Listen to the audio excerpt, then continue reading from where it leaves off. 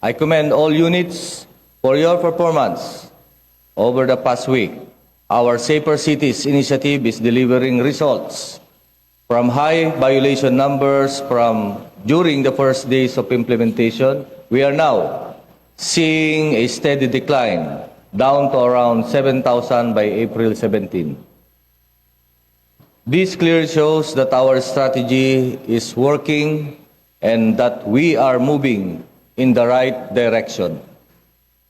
In the first 9 days of operations, we have recorded a decline in focused crimes, particularly crimes against persons. This is the direct result of your doing your job. We recognize that the initial phase of implementation came with operational challenges and public scrutiny. There were incidents that went viral and were heavily criticized, but under the clear guidance of our SILG Secretary Junvic Remulla, we corrected, refined, and enforced proper standards on the ground.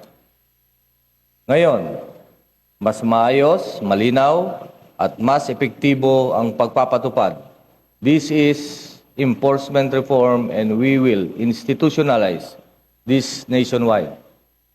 I also commend the anti-kidnapping group for the safe rescue of a kidnapping victim last April 15 in Parañaque City.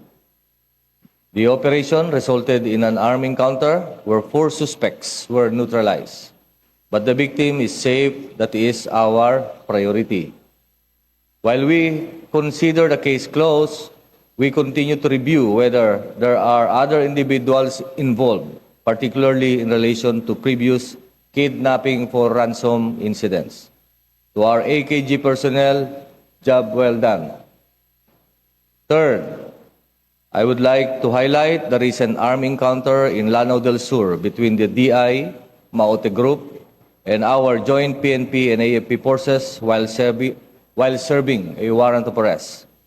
No one was injured on the side of our government forces, but 10 members of the group were killed, including their leader and the sub-leader. This is the reality of law enforcement. We face resistance, we face danger, but we do not retreat. We do not hesitate. We enforce the law.